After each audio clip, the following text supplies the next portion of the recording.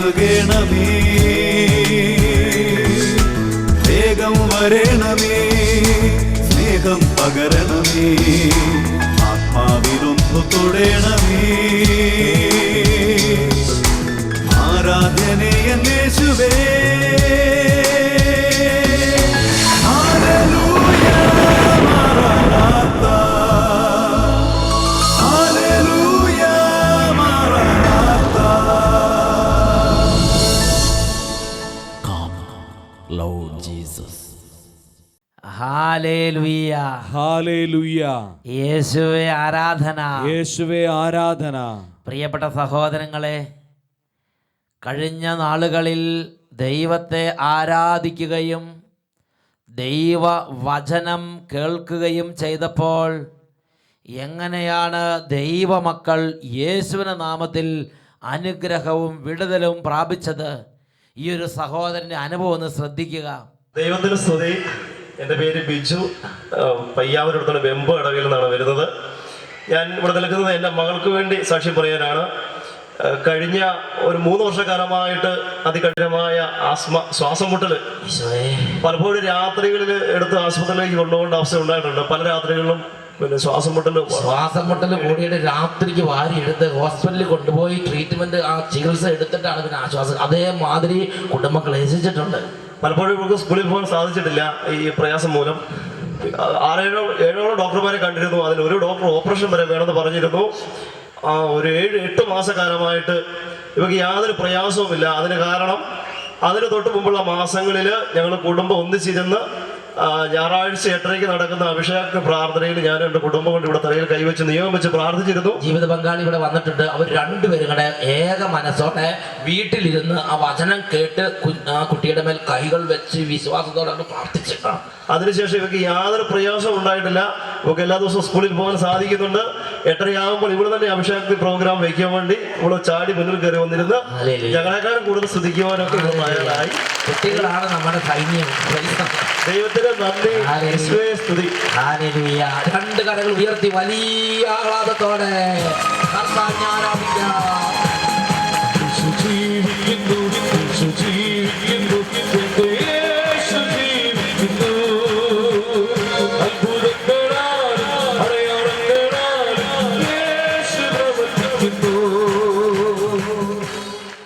Hallelujah, hallelujah. ഈ നിമിഷങ്ങളിൽ നമുക്കെല്ലാവർക്കും എഴുന്നേറ്റ് നിന്ന് ജീവിക്കുന്ന ദൈവമായ കർത്താവിനെ ആരാധിക്കാം.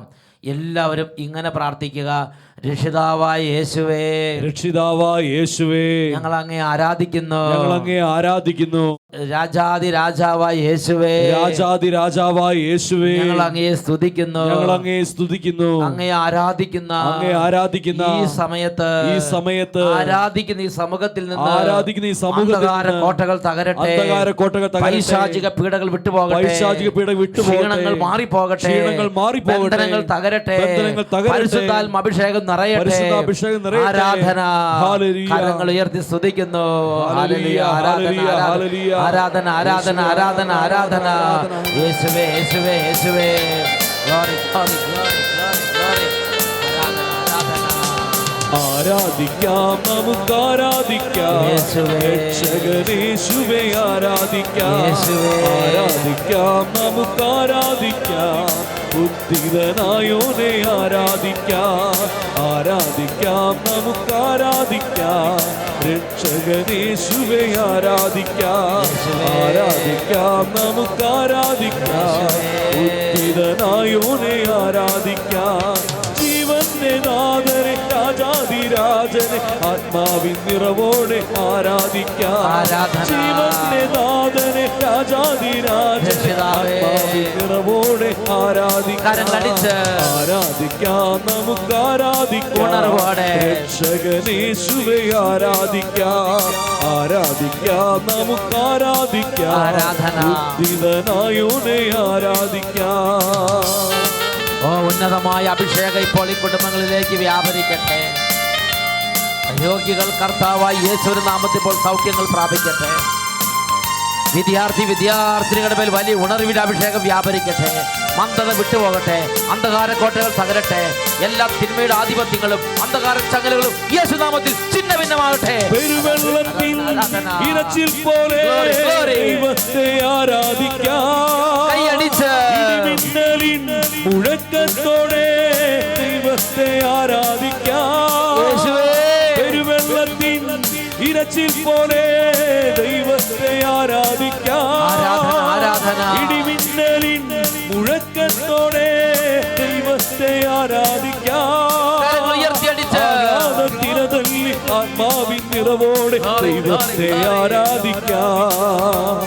ആഹ്ലാദത്തിനതല്ലി ആത്മാവിൻ നിറവോടെ ദൈവത്തെ ആരാധിക്കാം. ആരാധിക്കാം, നമുക്ക് ആരാധിക്കാം. രക്ഷകനേശുവെ ആരാധിക്കാം. നമുക്ക് ആരാധിക്കാം. ഉദ്ധിതനായോനെ ആരാധിക്കാം. സകല ശരീരങ്ങളുടെ മേലും രോഗാവസ്ഥകൾ എല്ലാ അവസ്ഥകളുടെ മേലും യേശു നാമശക്തി വ്യാപരിക്കട്ടെ. ആരാധിക്കാം. ജീവന്റെ നാഥനെ രാജാധിരാജനെ ആത്മാവിൻ നിറവോടെ ആരാധിക്കാം. ആത്മാവിൻ നിറവോടെ ആരാധിക്കാം. ആത്മാവിൻ നിറവോടെ ആരാധിക്കാം. ആത്മാവിൻ നിറവോടെ ആരാധിക്കാം. ഇരു കരങ്ങൾ ഉയർത്തി എല്ലാ ദൈവമക്കളും സ്തുതിക്കട്ടെ. ആരാധന. ഹല്ലേലൂയ, ഹല്ലേലൂയ. ഓ, ഈ സമൂഹത്തിന്റെ മേലൊരു പുതിയ അഭിഷേകം ഇപ്പോൾ വ്യാപരിക്കട്ടെ. കുഞ്ഞുങ്ങളുടെ മേലൊരു പുതിയ ഉണർവ് വ്യാപരിക്കട്ടെ. മന്ദത മാറിപ്പോകട്ടെ, മരവിപ്പ് മാറിപ്പോകട്ടെ, ക്ഷീണങ്ങൾ മാറിപ്പോകട്ടെ, രോഗത്തിന്റെ കെട്ടുകൾ അഴിയട്ടെ, എല്ലാ അന്ധകാരത്തിന്റെ കോട്ടകൾ തകരട്ടെ, ദുർബാധകൾ വിട്ടുപോകട്ടെ, ദുർഭൂതങ്ങൾ അലറിക്കൊണ്ട് ഓടി മറയട്ടെ. കൃപാവര അഭിഷേകം നിറയട്ടെ, പ്രാർത്ഥന അഭിഷേകം നിറയട്ടെ, ശക്തിയുടെ അഭിഷേകം നിറയട്ടെ, സൗഖ്യത്തിന്റെ അഭിഷേകം നിറയട്ടെ, സമാധാനത്തിന്റെ അഭിഷേകം നിറയട്ടെ, സ്നേഹത്തിന്റെ അഭിഷേകം നിറയട്ടെ, കൃപയുടെ അഭിഷേകം നിറയട്ടെ. ആരാധന, ആരാധന, ആരാധന. യേശുവേ, യേശുവേ, യേശുവേ. ഹല്ലേലൂയ, ഹല്ലേലൂയ, ഹല്ലേലൂയ, ഹല്ലേലൂയ. ആരാധന. ഹല്ലേലൂയ, ഹല്ലേലൂയ. യേശുവേ ആരാധന, ആരാധന. യേശുവേ ആരാധന.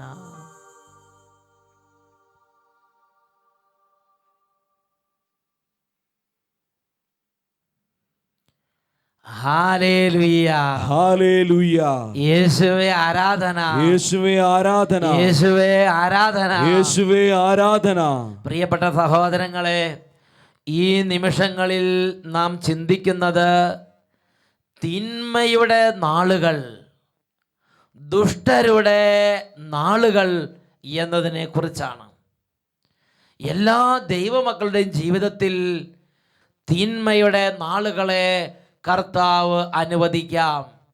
ഓരോ കുടുംബത്തിൻ്റെയും അവസ്ഥകളിലേക്ക് തിന്മയുടെ നാളുകൾ കർത്താവ് അനുവദിക്കാം. ആ നാളുകളിൽ നാം എന്താണ് ചെയ്യേണ്ടത് എന്ന് ദൈവവചനത്തെ അടിസ്ഥാനപ്പെടുത്തി ഒന്ന് ചിന്തിക്കാൻ പോവുകയാണ്.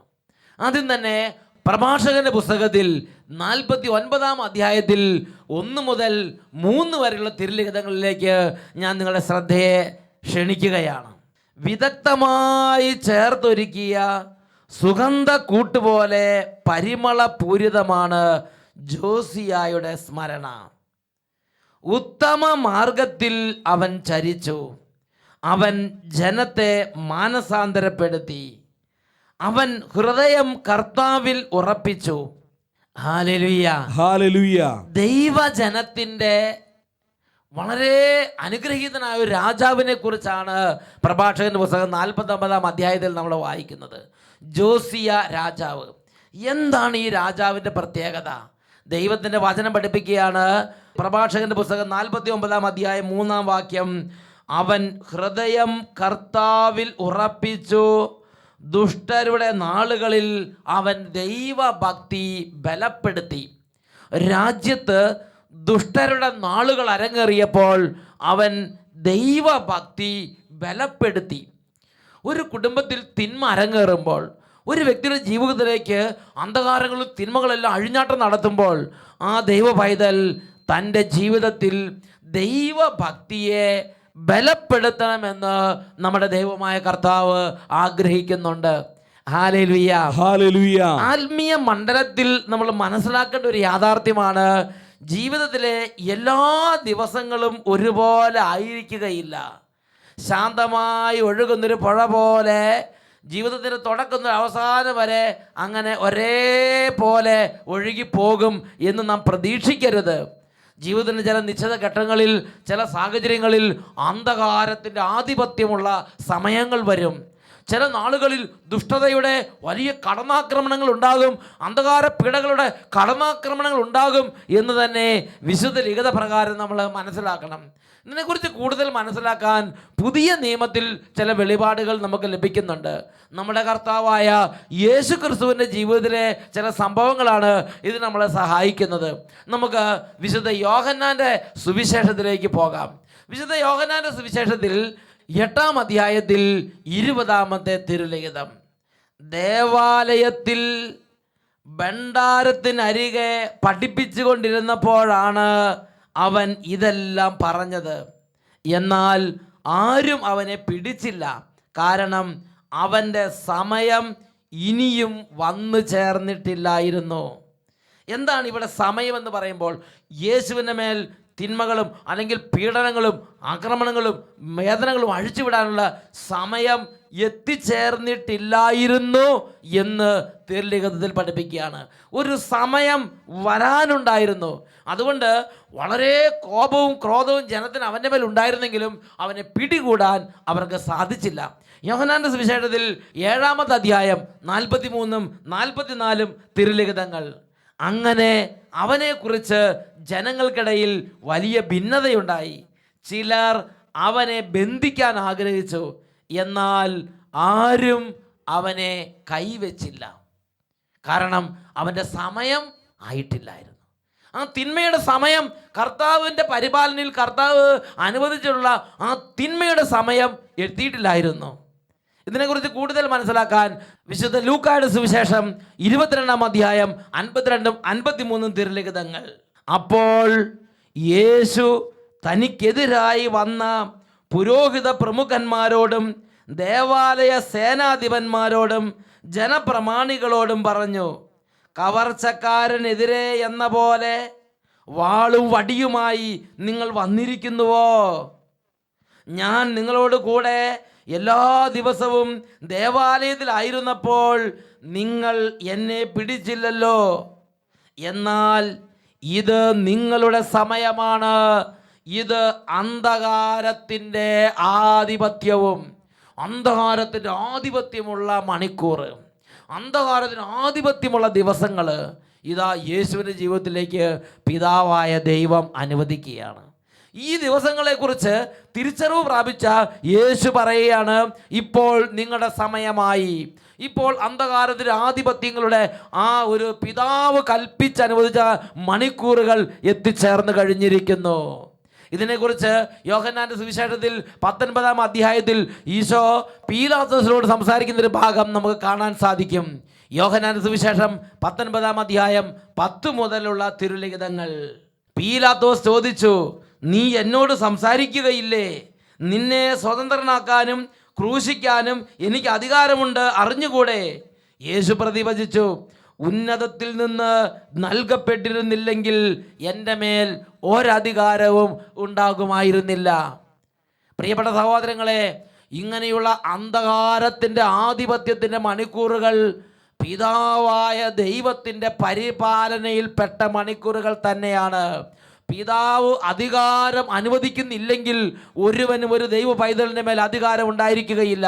തിന്മയ്ക്കാണെങ്കിലും എന്തെങ്കിലും തരത്തിൽ അന്ധകാരപ്പെട എന്ത് കാര്യത്തിനാണെങ്കിലും സ്വർഗസ്ഥനായ പിതാവ് അനുവദിക്കാതെ ഒരു മുടിനാരിഴ പോലും കൊഴിഞ്ഞു വീഴുകയില്ല എന്ന് തിരുലിഖിതം പഠിപ്പിക്കുകയാണ്.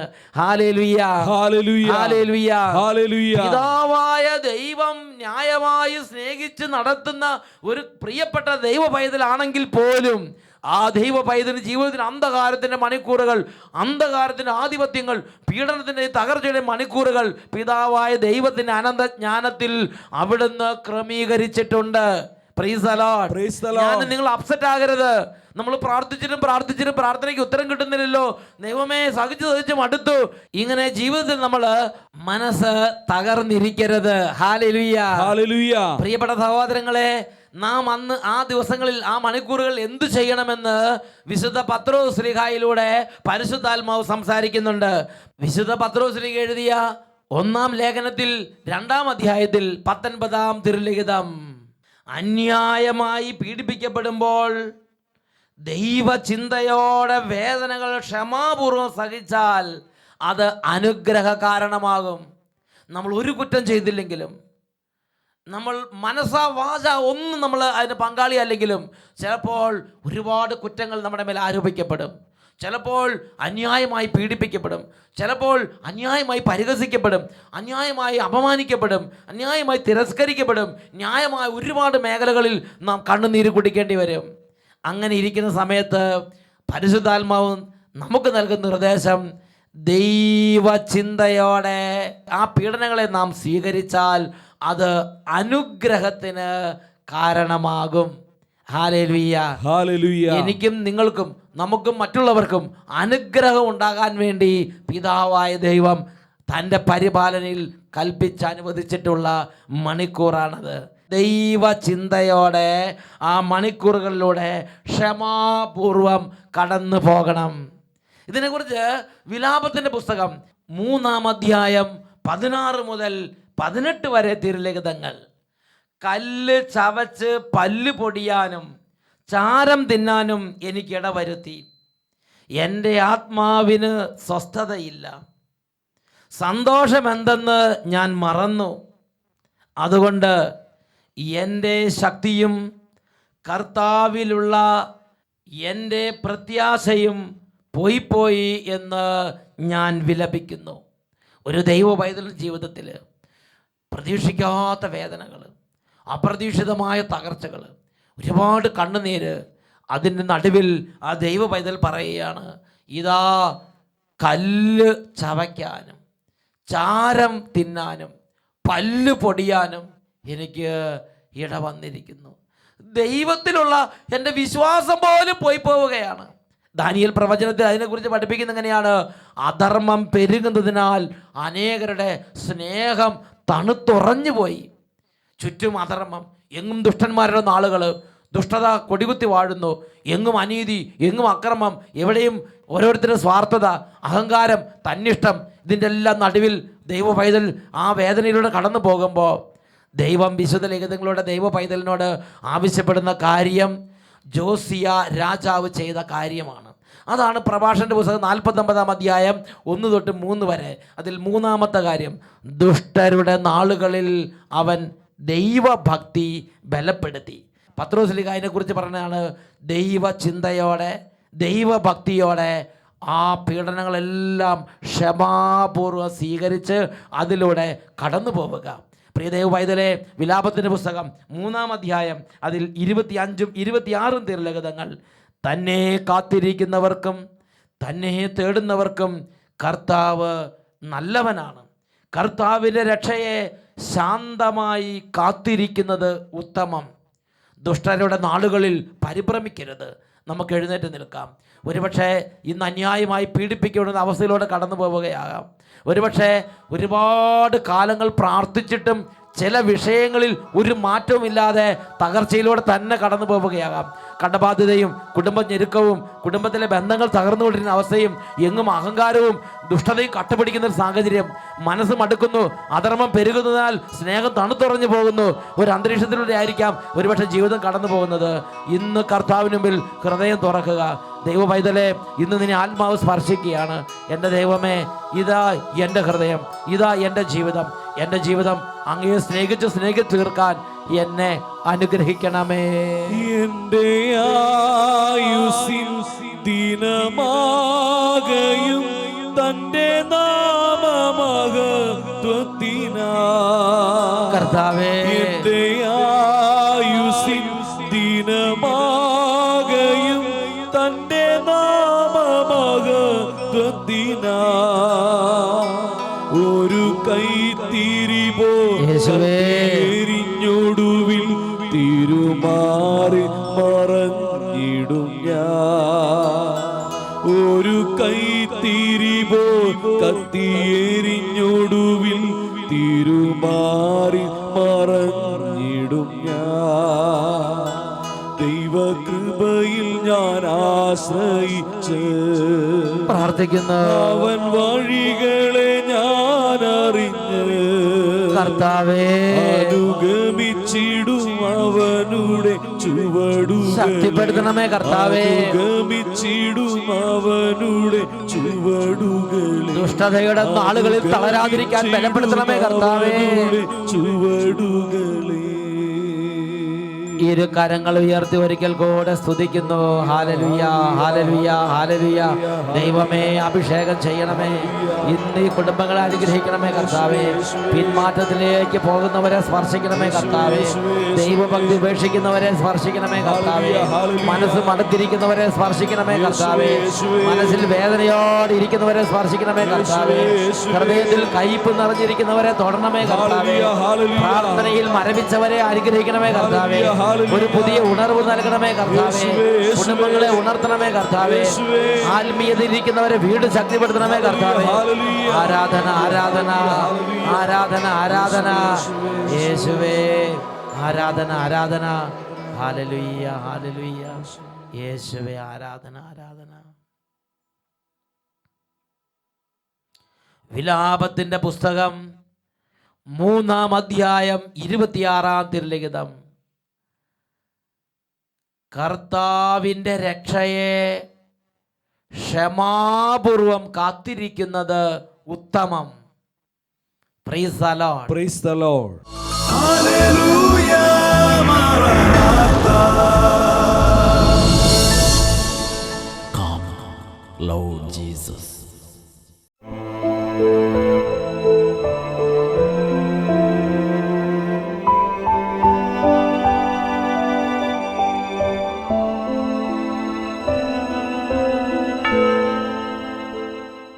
ഹല്ലേലൂയ, ഹല്ലേലൂയ, ഹല്ലേലൂയ, ഹല്ലേലൂയ. പ്രിയപ്പെട്ട സഹോദരങ്ങളെ, സങ്കീർണമായ ഈ സാഹചര്യത്തിൽ ഫിലിപ്പിയ ലേഖന 2-ാം അധ്യായത്തിൽ 14, 15, 16 തിരുലിഖിതങ്ങൾ നമുക്കായി ദൈവത്തിൻ്റെ വചനം ഒരു നിർദ്ദേശം നൽകുന്നുണ്ട്.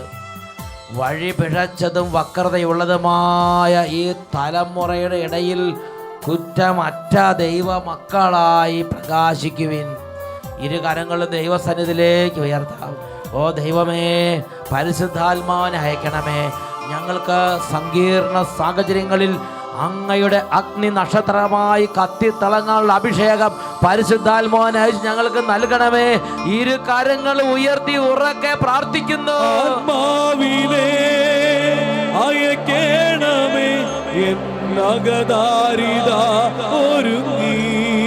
അയക്കണമേ ആത്മാവിനെ അയക്കണമേ, എന്നകദാരിത ഒരുങ്ങി. വൻകൃപകൾ ചൊരിയണമേ, എന്നെ അഭിഷേകം ചെയ്യണമേ. വൻകൃപകൾ ചൊരിയണമേ, എന്നെ അഭിഷേകം ചെയ്യണമേ. എന്നെ അഭിഷേകം ചെയ്യണമേ, എന്നെ അഭിഷേകം ചെയ്യണമേ.